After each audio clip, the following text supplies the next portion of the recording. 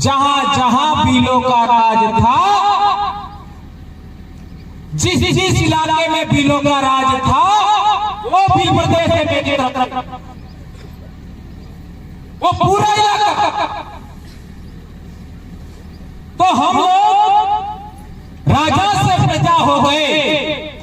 अब लोकतंत्र में संविधान के रहते, लोकतंत्र के रहते हम लोगों को वापस राजा बनना है। कौन कौन इस बात के लिए तैयार हो? राजा बनना चाहते हो? भूख सहन करना होगा, प्यास सहन करनी होगी, नींद सहन करना होगा, धूप सहन करनी होगी, सर्दी सहन करनी होगी। किसको पता था 2015 से पहले एक दुबला पतला मास्टर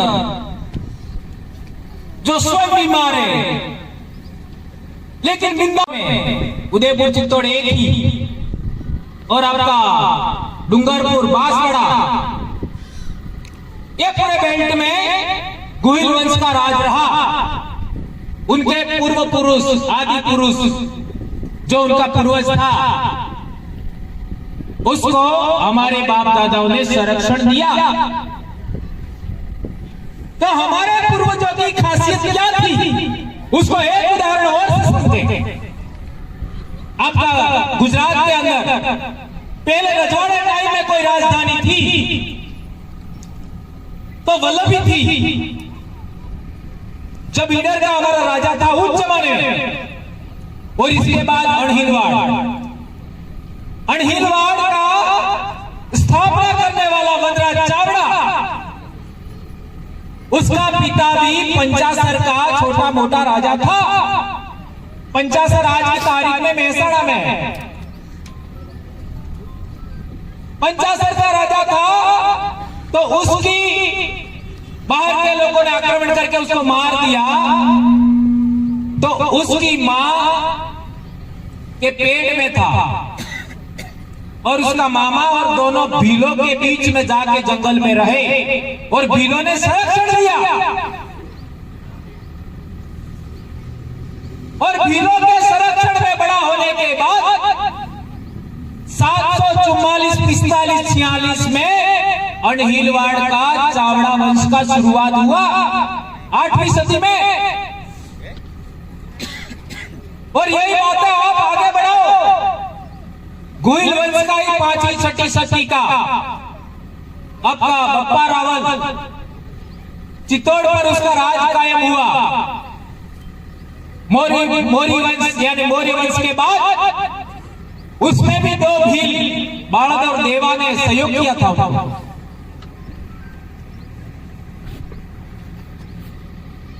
तो मेरे कहने का मतलब यह है कि 6वीं सदी से लगा करके 20वीं सदी तक हमारे बाप दादे राजा से प्रजा हो गए। इस बीच में आप लोग देख लीजिए, ये सलूबर, वहां सोनारा भील का राज था, वो 12वीं से 13वीं सदी का मामला है। 13वीं सदी का हमारा डूंगरपुर का 1282 में डूंगर भील राजा था, वो भी 13वीं सदी का मामला है। बांसवाड़ा में बासिया भील, वाहिया भील था, वो 1500 ईस्वी का मामला है, अर्थात 16वीं सदी का राजा था। और अंतिम भील राजा आपका कुशलगढ़ का था, कुशला भील। इसके पड़ोस में सूत में हमारा भील राजा था, झालोद लीमड़ी में हमारा राजा था, झाबुआ देख लो, अलीराजपुर देख लो। आज आपका नर्मदा जिला है, राजपीपला वहां का राजा हमारा बाप हुआ करता था। इस तरीके से आप चले जाओ बॉम्बे तक, मारवाड़ से लगा करके बॉम्बे तक, ये एक जमाने में भील राज था, एक जमाने में भील प्रदेश था। इस वजह से मैंने अभी आदिवासी एकता परिषद में कहा था कि मेरे कहने का मतलब भील राज क्या है। हमारे जितने भी कार्यक्रम होंगे उसमें ये दो चीज आपको ब्रेक करनी है। एक तो खाना और दूसरा ये फूल माला। ये थोड़ा सा हम लोग इसको नहीं स्वीकारते हैं। हम लोग मंच का सबसे पहले हमने विरोध किया और मंच पर हम नहीं बैठेंगे तो लगभग पूरे आदिवासी इलाके में ये बात सर्वमान्य हो गई और अब मंच पर बैठने वाला मामला खत्म कर दिया गया। और आज तक अपने आदिवासियों के कार्यक्रम में हमारे एमपी एमएलए कभी भी मंच पर नहीं बैठे, आप लोगों ने देखा होगा, साथ नहीं बैठे। यही चीज हम लोगों को आगे बढ़ानी है। तो आज हमारा 7 मार्च 2025 हमारे बाप दादे अंग्रेजों के खिलाफ लड़ते हुए यहां पर शहीद हुए थे 1200 की संख्या में 1922 में। उनको सबसे पहले हम नमन करते हैं, उनको हम याद करते हैं और हम उनके वंशज होकर के उनको श्रद्धांजलि देते हैं। उनको याद करते हुए हम ये कहना चाहते हैं कि आखिर क्या कारण था। आज हल्दी घाटी युद्ध का उदाहरण देख लीजिए आप लोग। हल्दी घाटी युद्ध में कितने लोग मरे, रिकॉर्ड देखिए तो वो भी 1200 की संख्या नहीं मिलेगी। मानगढ़ का उदाहरण देख लीजिए, 1500 आदिवासी, इतनी बड़ी संख्या बड़े बड़े युद्धों में नहीं होती थी शहीद होने वाले लोगों की। आखिर वो क्या कारण थी, इस पर हमारा दिमाग सोचना चाहिए। हमारी बोली में इस प्रश्न को ध्यान में रखते हुए बोली में प्रबोधन हमको करना चाहिए। अब सवाल पैदा होता है कि ये इलाका कौन सी रियासत के अधीन था, तो ये इलाका ईडर रियासत में था, बराबर है। अब बताओ 6ठी सदी में ईडर का राजा कौन था? 6ठी सदी में ईडर का राजा कौन था? मांडलिक भील। एम आई राइट? ये गलत है। 6ठी सदी में मांडलिक भील ईडर का राजा था और आपका 20वीं सदी अर्थात 1922 में 1922 20वीं सदी कहलाती है। तो इतने समय में हमारे लोग राजा से रंग हो गए। 566 अर्थात 6ठी सदी में हमारा महाराजा था और 1922 में यह हत्याकांड हुआ, तब हम प्रजा हो गए। राजा से प्रजा कैसे हुए, ये बात जानना समझना जरूरी है। और यहां तो जिन लोगों ने यहां राज किया वो मांडलिक राजा ने उनके बाप गुहिल को संरक्षण दिया था। ये इतिहास सही है गलत है? ईडर के राजा मांडलिक भील ने गुहिल को संरक्षण दिया, अपने परिवार में बड़ा किया और उस जमाने में राजतंत्र नहीं होता था भीलों के राज में। ये बात बहुत बड़ी है। गणतंत्र हुआ करता था और गणतंत्र में जो योग्यतम आदमी होता है उसको राजा बना जाता है, चाहे वो अपने परिवार का हो या बाहर का हो।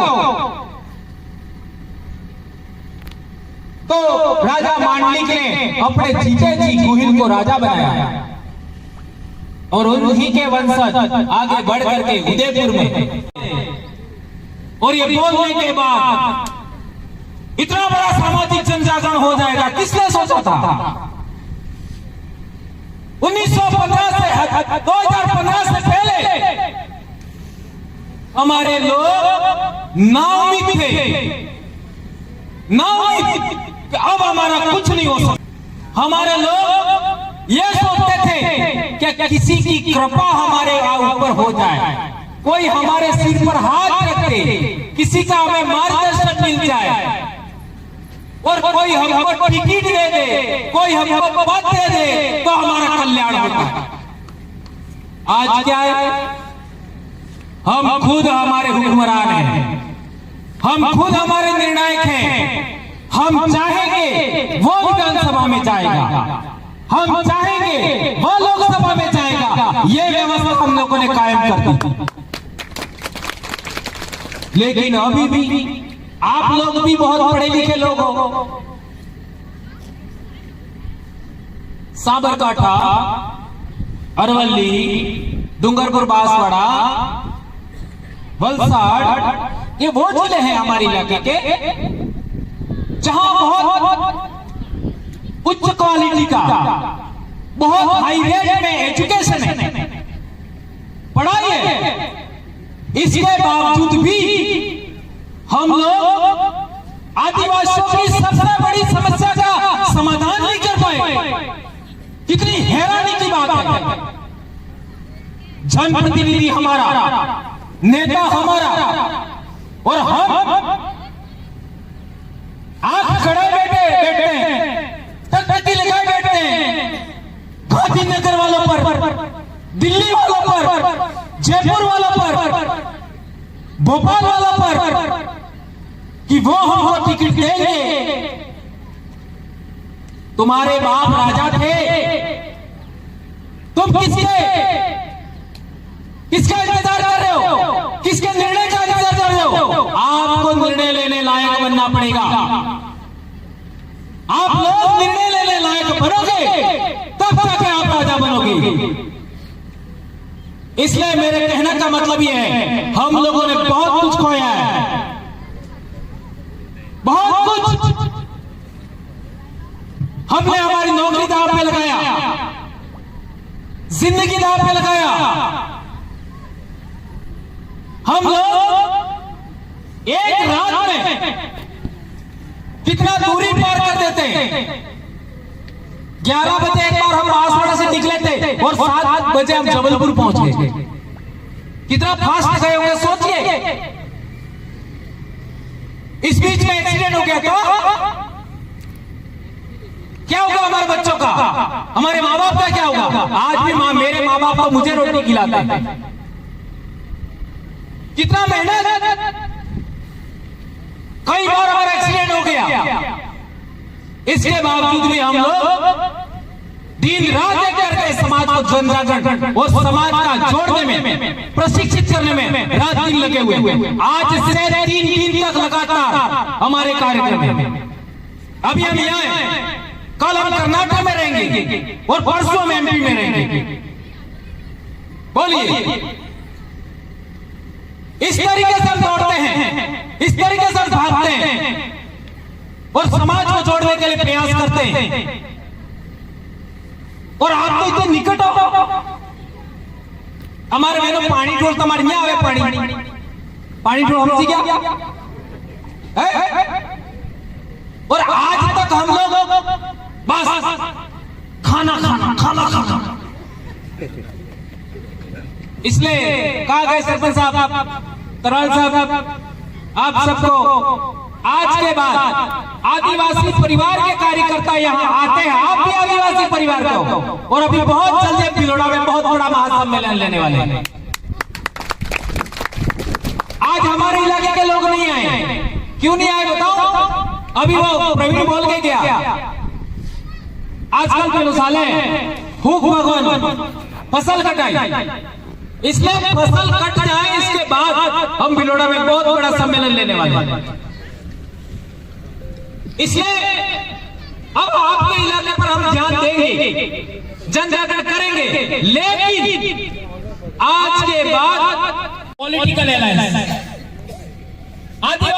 इलाके में जितने भी आदिवासियों की पार्टियां हैं उनका भी अलायंस बना रहे हैं। महेश भाई, ये बहुत इंपॉर्टेंट बात है। सभी लोगों का अलायंस बना करके हम एक दूसरे का सम्मान करते हुए, एक दूसरे का टेरिटोरियल आपका पोजीशन है उसको स्वीकार करते हुए हम लोग एक दूसरे का साथ लेके आगे बढ़ेंगे। हम लोगों ने व्यवस्था कायम किया है कि हमारे इलाके में जनजागरण कैसे होगा, सामाजिक व्यवस्था कैसी होगी, अनुशासन नियमावली के नियम क्या होंगे, जनप्रतिनिधि सिलेक्शन प्रणाली क्या होगी, उसका विकास किया है। उसको सभी को मानना है तब अलायंस होगा, अन्यथा नहीं होगा। उसको मानना है तभी होगा। ये बहुत इंपॉर्टेंट बात है। तो मैंने आपको एक बहुत इंपॉर्टेंट बात बताई कि आने वाले समय में अपने इलाके में जनजागरण में कौन सी बातें हमको आगे बढ़ाना। तो मैं बता रहा था कि ईडर में हमारा राजा था और ये पाल चितरिया का आंदोलन हुआ, तब तक हम राजा से रंग हो गए। ईडर में हमारा राजा था, पाल चितरिया का आंदोलन, 1200 आदिवासी मारे गए। आबू में भी हमारा राजा था, आबू